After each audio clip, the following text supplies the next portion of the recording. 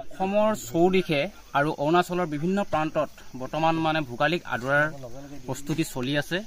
ভোগালী বিহুলৈ আৰু মাজত 3 দিন বাকী আছে আৰু গাঁৱৰ চহা কৃষকসকলে বৰ্তমান ব্যস্ত হৈ আছে। কিছুৱে গৰৈ আলু খন্দাত অৰ্থাৎ মিঠা আলু খন্দাত আৰু কিছুৱে ব্যস্ত হৈছে কাঠ আলু খন্দাত। আৰু আজি আছো মই অৰুণাচল প্ৰদেশৰ নামচাই জিলাৰ লেকাং অঞ্চলৰ উইচেলি গাঁৱত আৰু ইয়াত মানে গৰৈ আলু খানি আছে বহুত লোকে। মিঠা আলু মানে খুব কম মূলধন ব্যৱহাৰ কৰি কৰিব পৰা যায় আৰু অধিক অৰ্থাৎ লাভজনক এটা খেতি। আৰু ইয়াৰ বিষয়ে সবিশেষ জনাম আপোনালোকক। আপোনালোকে দেখিছে এইফালে বস্তাই বস্তাই ইয়াত মানে গৰৈ আলু পেকিং কৰি আছে আপোনালোকে দেখিছে। আৰু এইবিলাক হৈছে বাছনি, এইবিলাক সৰু সৰু মানে, আৰু এইবিলাক হৈছে অলপ ডাঙৰ ডাঙৰ, আৰু ডাঙৰ ডাঙৰবিলাক পেকিং কৰি থোৱা আছে আৰু এইফালে ইয়াত জমা কৰি আছে। আৰু বহুতো লোকে মানে ইয়াত গৰৈ আলু অৰ্থাৎ মিঠা আলু খন্দাত ব্যস্ত হৈ আছে। আৰু মোৰ কাষতে আছে কৃষকগৰাকী, আৰু কৃষকগৰাকীৰ পৰা জানিম মানে এবিঘাত মানে কিমান মূলধন খৰচ কৰিব লাগে গৰৈ আলু খেতি কৰোঁতে। এই সকলোবিলাক আপোনালোকক মানে জনাবলৈ চেষ্টা কৰিম। প্ৰথমে ককাইদেউ আপোনাক আমাৰ পেজলৈ স্বাগতম জনাইছোঁ। নমস্কাৰ দেই। হয়, আপোনাৰ সম্পূৰ্ণ নামটো এবাৰ জনাই দিব। মোৰ নাম বিলেশ্বৰ মহান, মই ভিলেজ উইচালি, অৰুণাচল প্ৰদেশ, মহাদেৱপুৰ। আৰু মই খেতি কৰিছোঁ, আৰু এবাৰে নহয় মানে কেইবাবাৰো খেতি কৰিছোঁ। আৰু ঠিক এইটো মানে এনেকুৱা লাভজনক খেতি, মিঠা আলুটো আপোনাৰ পুঁজি ধন একেবাৰে নালাগে বুলি ক'লেও বেয়া হ'ব, কিন্তু বেছিকৈ লাগে বুলি ক'লেও বেয়া হ'ব।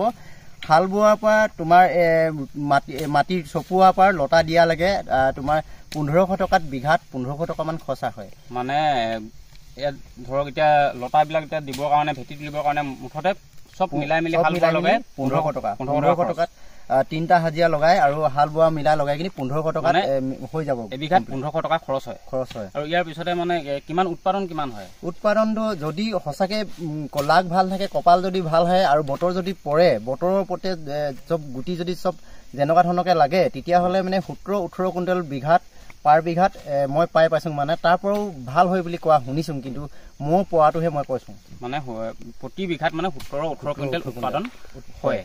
আৰু ইয়াত কোনো ধৰণৰ সাৰ প্ৰয়োগ কৰিব নালাগে নহয় জানো? তেনেকে কৰিব নালাগে, তেনেকে মানে অকল লতাডাল ভালকে দিব লাগে। তাৰপিছত মানে মাটিটো ইমান ভালকেও বনাব নালাগে। ইয়াক মানে একেবাৰে কম খৰচত মানে খেতিটো আৰু অধিক উৎপাদন হয়।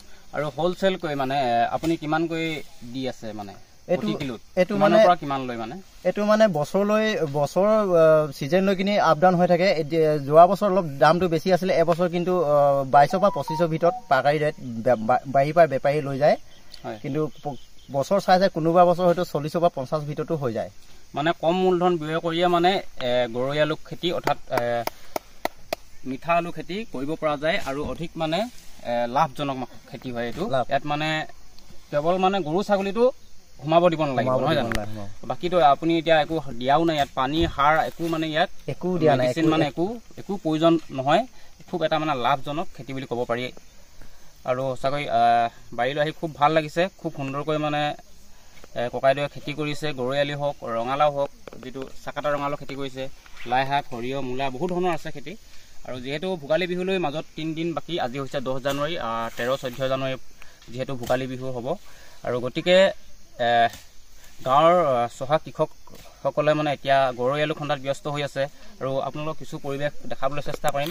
এইফালে খুব সুন্দৰকৈ মানে গৰৈ আলু খানি আছে। এইফালে গৰৈ আলু খানি আছে। আজি খানিছে নে আগতে খানি আছে? আগৰ পৰা খানি আছো।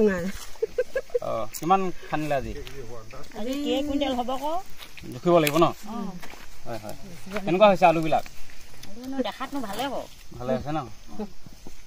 খুব ডাঙৰ ডাঙৰ আলুবিলাক, এইবিলাক দেখিছে ওলাইছে বহুত ডাঙৰ ডাঙৰ হয়। মানে ডাঙৰো আছে সৰু আছে, খুব ভাল হৈছে, বহুত ডাঙৰ ডাঙৰ হৈছে। আৰু এইফালে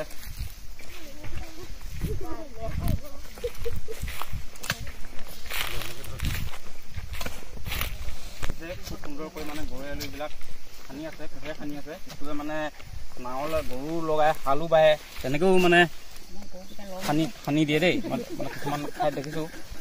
আৰু প্ৰথমে পাতবিলাকতে এই লতাবিলাকতে বখলিয়াই আনিলে নেকি? এইবাৰ আনিলে পাতবিলাক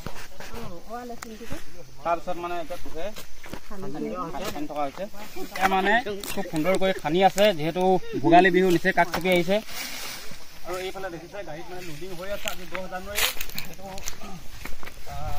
ব্যৱসায়ীসকলে বাৰীৰ পৰাই মানে নিবলৈ আহিছে আৰু ৰঙালাও এইবিলাক হৈছে চাকাটা ৰঙালাও আৰু এতিয়া হৈছে গৰৈ আলু এটা অৱস্থা ইয়াত দেখিছে গৰৈ আলু ভোগালী বিহুৰ বাবে প্ৰস্তুতি চলি আছে ইয়াৰ পৰা মানে যাব বিভিন্ন প্ৰান্তলৈ অসমৰ লগতে অৰুণাচলৰ বিভিন্ন প্ৰান্তলৈ এই মানে গৰৈ আলুবিলাক যিবিলাক মিঠা আলু বুলি কওঁ চুইট পটেটো এইবিলাকতে মানে যাব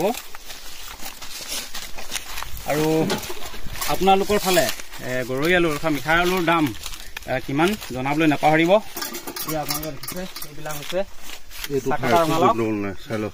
খুব ধুনীয়া হৈছে একো সাৰ একো দিয়া নাই মানে ইয়াত মেডিচিন হওক কোনো ধৰণৰ ৰাসায়নিক সাৰ প্ৰয়োগ কৰা নাই খুব সুন্দৰ হৈছে ৰঙালাওবিলাকো আৰু শেষত সকলোলৈ আগন্তুক ভোগালী বিহুৰ বিয়া ভৰা শুভেচ্ছা জনালোঁ আৰু আজিলৈ ভিডিঅ'টো ইমানতে সামৰিছোঁ অন্য এটা ভিডিঅ'ত লগ পোৱাৰ আশাৰে ধন্যবাদ।